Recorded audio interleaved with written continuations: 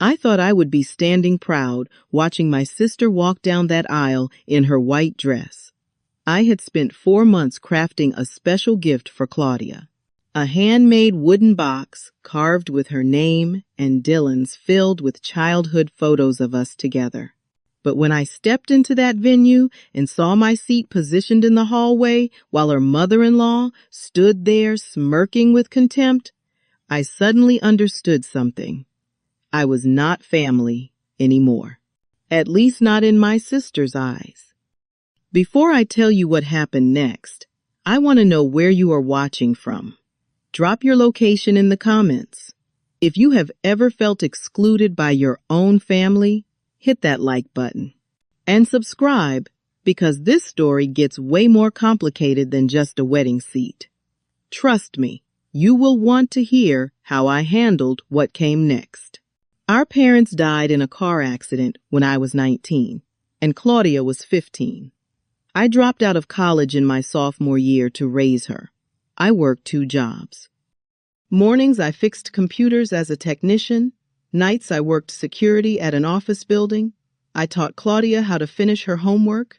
I drove her to school every morning. I cooked dinner every evening, usually something simple like spaghetti or chicken because that was what I could afford. I saved every dollar I could so Claudia could go to college. I remember her 18th birthday clearly.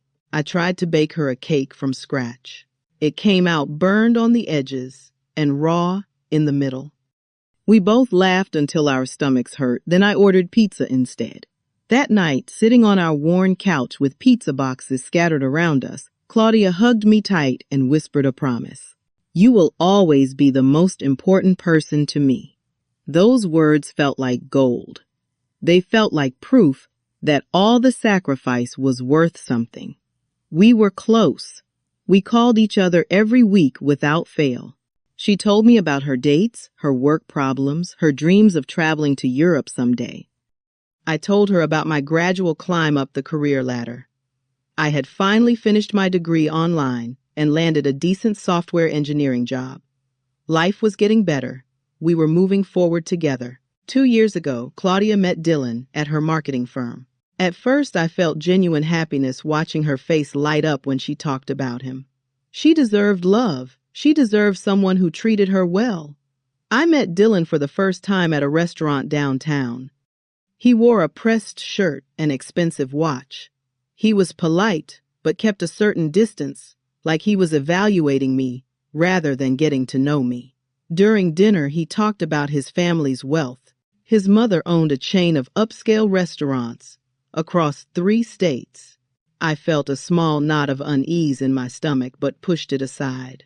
Claudia seemed happy. That was what mattered. 6 months into their relationship, Claudia asked me to meet Margaret at a Sunday brunch. Margaret arrived 15 minutes late, wearing a cream Chanel suit with gold buttons. Her blonde hair was styled in perfect waves. Her nails were painted a flawless red. She looked at me from head to toe, taking in my casual outfit, a plain polo shirt and jeans. Nothing fancy, nothing expensive. Her first words to me were, "So you are the brother. Claudia mentioned you work with computers." Her tone carried a subtle edge, like she was disappointed by what she saw. I explained that I was a software engineer, that I worked on security systems for financial institutions. She nodded without real interest, her eyes already drifting toward the menu. Throughout brunch, Margaret dominated the conversation. She talked about proper family background, about the importance of maintaining certain standards, about how Dylan was raised with specific values. Every sentence felt like a test I was failing. Claudia sat quietly beside her, nodding along, never once defending me or changing the subject. After that brunch, things shifted. Claudia started calling less frequently. Our weekly phone calls became monthly check-ins. When we did talk, her voice sounded distant. She told me about lavish parties at Margaret's mansion, about yacht trips and country club events. I invited her to my apartment for dinner, hoping we could reconnect over a simple meal like old times. She declined. "I am busy with Dylan's family events. She said it casually, like it was obvious that those events took priority. One evening, I gathered the courage to ask if I had done something wrong. Her response cut deep. You would not understand. They have different standards. She did not say it cruelly. She said it matter-of-factly, like she was explaining why water flows downhill. That was somehow worse. It meant she had already accepted this new hierarchy, where I ranked below people who had known her for less than a year. When Dylan proposed, Claudia called me right away. Her voice bubbled with excitement as she described the ring, the romantic beach, setting the way he got down on one knee at sunset. I felt happy for her. I asked what role I would have in the wedding. Would I walk her down the aisle? Would I give a speech? There was a long pause on the other end of the line. Margaret is handling most of the planning. She has specific ideas. Another pause. I pressed the question about walking her down the aisle. Every fiber of my being wanted that honor. I had been there through everything. I had held her hand through grief and homework and growing up. Surely I had earned that moment. Claudia's voice grew quiet. Margaret thinks Dylan's uncle should do it. He is more established. The word established hung in the air like a judgment. I was not established enough. Not successful enough. Not worthy enough to walk my own sister down the aisle. That was the first real wound. Not a scratch, but a deep cut that bled into all my memories of raising her. Despite the hurt, I wanted to give Claudia something meaningful. I decided to make her a wedding gift by hand. I spent 4 months working on it in my small workshop corner. I chose oak wood because it was sturdy and beautiful. I carved their names into the lid. Claudia and Dylan, with their wedding date beneath. The craftsmanship took patience. I sanded it smooth, stained it a rich honey color, and added brass hinges. Inside the box, I placed a photo album. Each page held a picture from our childhood. Claudia at her middle school graduation, the two of us at the beach during a rare vacation we saved up for, her sitting at the kitchen table doing calculus homework while I cooked dinner in the background. Next to each photo, I wrote small notes. This was the day you told me you wanted to be a writer. This was when you learned to drive and almost hit a mailbox. This was us against the world. The final photo showed Claudia at 18 in her high school graduation gown. I stood next to her, age 22, with my arm around her shoulders. We both smiled so wide.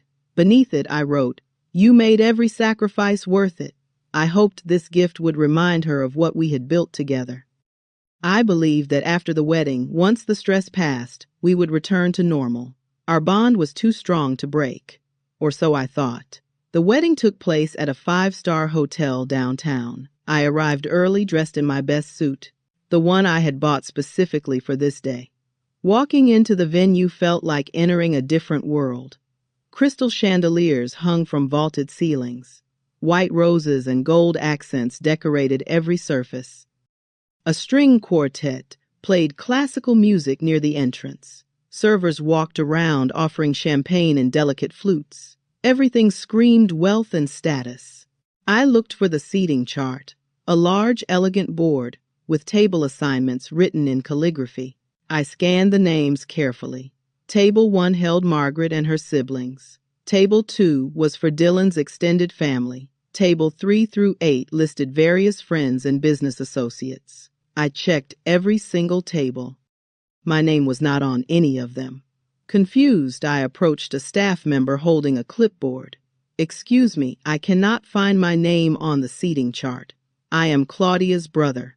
She checked her list, running a manicured finger down the page. Her expression shifted slightly. "Sir, you are assigned to the hallway seating area." I laughed, thinking it was a joke. The hallway. She maintained her professional smile, but her eyes held pity. "Yes, sir. Let me show you." She led me out of the main ballroom. We walked through a side door into a corridor near the restrooms. There sat a single folding chair, metal frame, thin padding positioned against the wall between a fire extinguisher and a janitor's closet. No table, no tablecloth, no centerpiece, No place card with my name, just an anonymous chair that could have belonged to anyone or no one. I stood there staring at it, trying to process what I was seeing. Guests walked past me to use the bathroom. Some glanced at me curiously, probably wondering why someone in a suit was standing alone in a hallway.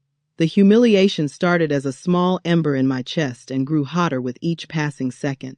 That is when Margaret appeared.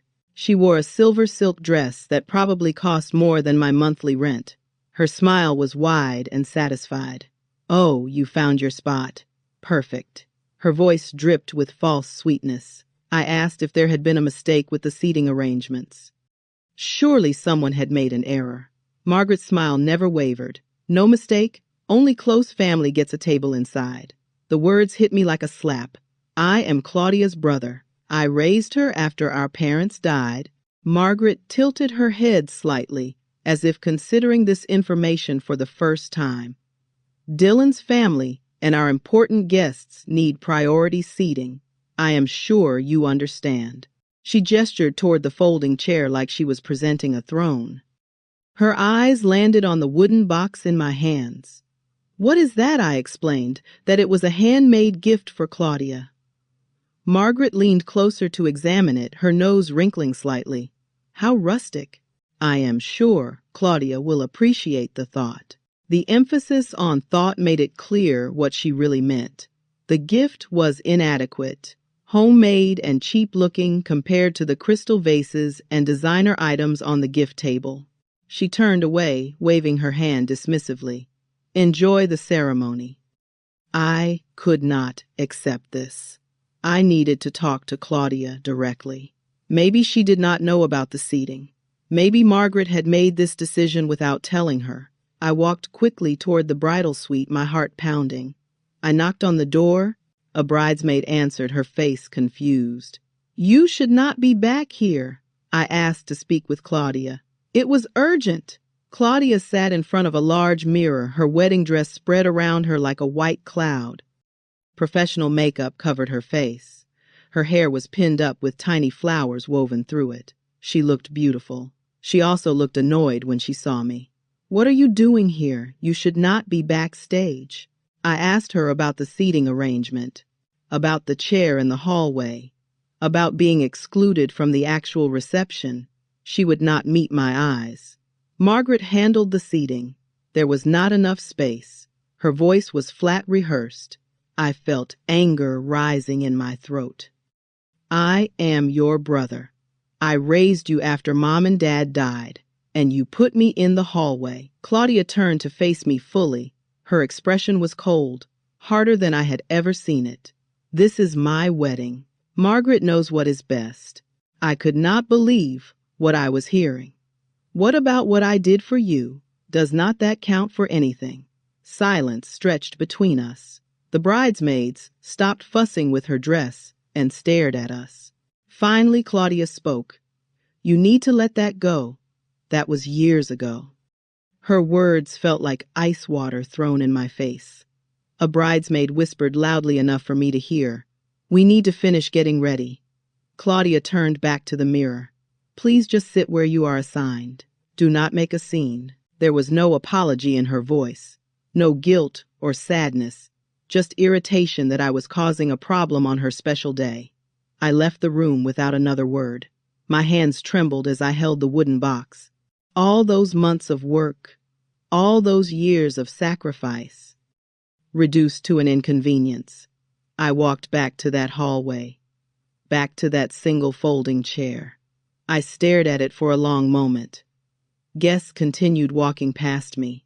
One elderly man asked if I was waiting for the bathroom. The humiliation was complete. I looked down at the wooden box in my hands. 4 months of careful craftsmanship, hours spent sanding and staining and writing those notes.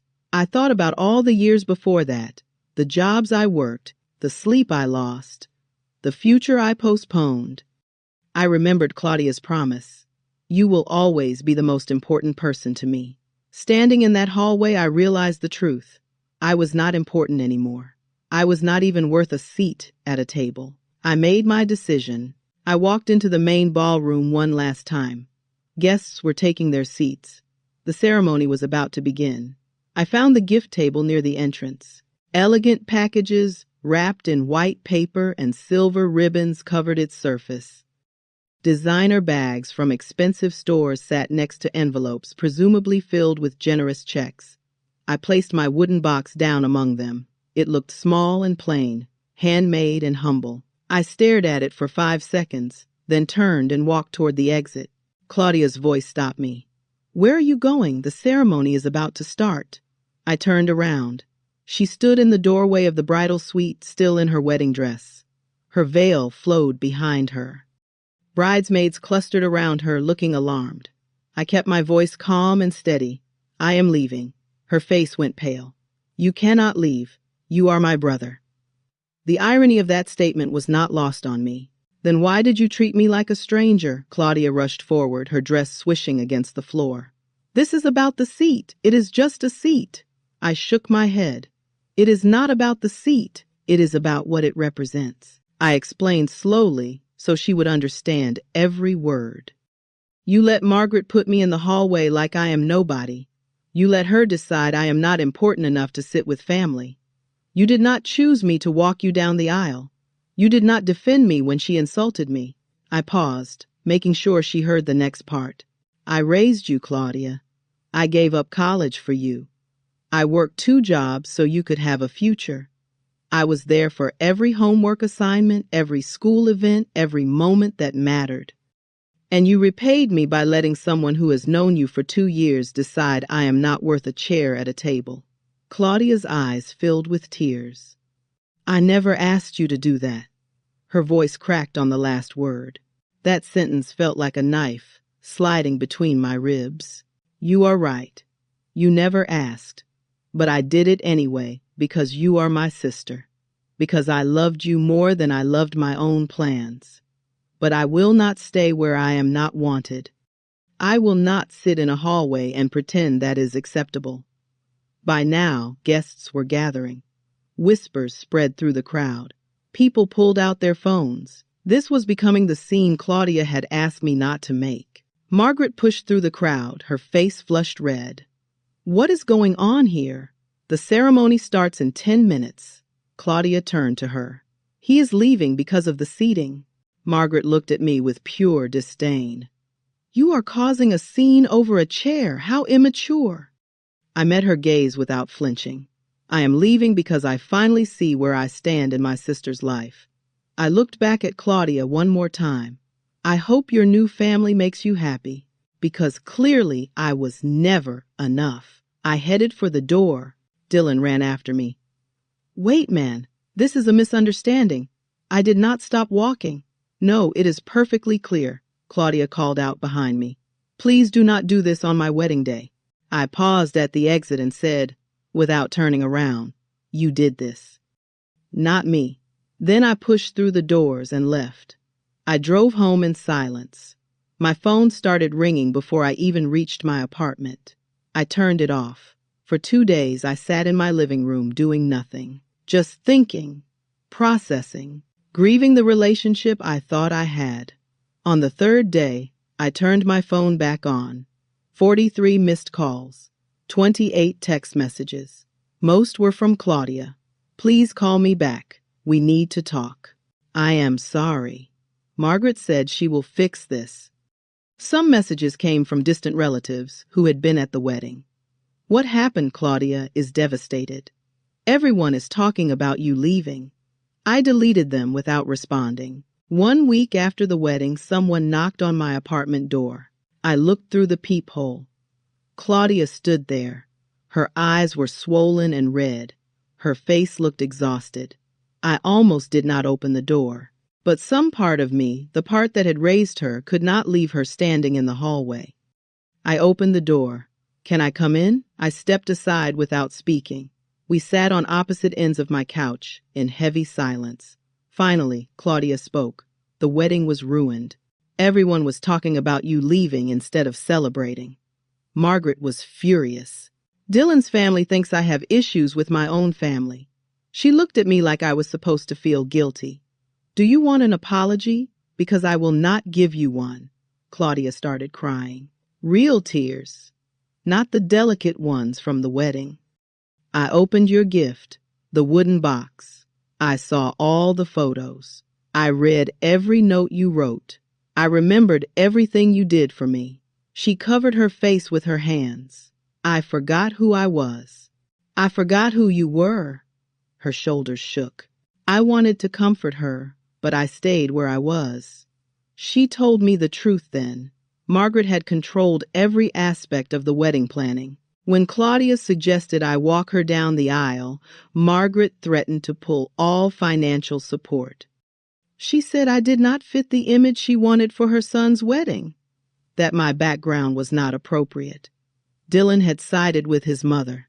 He said keeping the peace with Margaret was important for their future. Claudia felt trapped. She was scared of losing Dylan, scared of not being accepted by his wealthy family. So she went along with every decision, even the ones that hurt me. I let her finish talking before I responded. So you chose them over me. Claudia nodded miserably. I was weak. I was wrong. I leaned forward. You did not just hurt me. You erased me. Like those years never mattered. Like I was just some guy who happened to be around during your childhood. Claudia reached for my hand. They matter. You matter. I am so sorry. I do not know how to fix this. I pulled my hand back. I told her about sitting in that hallway, about the shame I felt when guests asked if I was waiting for the bathroom, about Margaret's smirk when she said only close family gets a table, about hearing her say let it go about the years I sacrificed. That was the moment I realized you were gone. The sister I raised would never have let that happen. You became someone I do not recognize. I did not forgive her that day. I told Claudia I needed time, real time to think about whether we could rebuild anything. If you want to fix this, it has to be on my terms. She asked what that meant. I laid out conditions. She had to confront Margaret directly. She had to establish boundaries. She had to acknowledge publicly that I was her family and deserved respect. She had to prove through actions, not just words, that our relationship mattered. 3 months passed. Claudia called me on a Tuesday evening. Her voice sounded different, stronger. She told me she had confronted Margaret. She had told her mother-in-law that she would not tolerate disrespect toward me, that Margaret did not get to decide who was family and who was not. Dylan had supported her, though it took seeing Claudia cry for days before he understood the damage his mother had caused. Margaret was angry, but had no choice except to accept the new boundaries. Claudia asked if she could take me to dinner. Just the two of us. No, Dylan. No, Margaret. No one else. We met at a small Italian restaurant, nothing fancy. We sat across from each other and talked honestly for the first time in years. She did not make excuses. She did not try to justify what happened. She just listened as I told her how much she had hurt me. She cried again, but did not ask me to comfort her. She simply accepted responsibility for her choices. That dinner did not fix everything. Trust cannot be rebuilt in one conversation. But it was a start. We began meeting once a month. Small steps, coffee dates, walks in the park, conversations where we actually listened to each other. Claudia stopped letting Margaret control her decisions. When Margaret made a snide comment about me during a family dinner, Claudia defended me immediately. She set clear boundaries. Dylan learned to respect our relationship. It was not perfect, but it was progress. 2 years have passed since the wedding. Our relationship is not what it was before. Maybe it never will be. Some damage cuts too deep to heal completely. But we are building something new. Something based on mutual respect rather than obligation. Recently, Claudia told me she is pregnant. She asked if I wanted to be part of the baby's life, not godfather. Margaret insisted her brother get that role, but I want you involved, as family, as uncle. I agreed, though, carefully. Trust has to be earned back slowly. I will not let myself be hurt like that again. But I also will not abandon the chance to have my sister back in my life, even if the relationship looks different now. I learned something important through all of this. Sacrifice does not automatically create loyalty. People change. They get influenced by new relationships and new priorities. Sometimes you have to walk away to make someone see your value. Standing up for yourself is not selfish. It is self-respect. Family love does not mean accepting disrespect or mistreatment. Boundaries are necessary, even with the people you love most, maybe especially with them. I do not regret leaving that wedding. It was the turning point. Sometimes loving someone means letting them face consequences for their actions. I still do not know if Claudia and I will ever get back what we had. Probably not. Too much has changed. But at least now, our relationship is built on respect rather than guilt or obligation. She sees me as a person with feelings and worth, not just someone who is supposed to be there no matter what. And that is something. Sometimes that is all you can hope for. Have you ever had to walk away from family to protect yourself? Would you have stayed at that wedding or left like I did? Drop your thoughts in the comments. If this story resonated with you, hit that like button and subscribe for more real-life experiences. Share this with someone who needs to hear that setting boundaries is not wrong. Thank you for listening to my story. I hope it reminds you that your worth is not determined by how others treat you. Take care of yourself and remember that sometimes the hardest choices lead to the most important growth.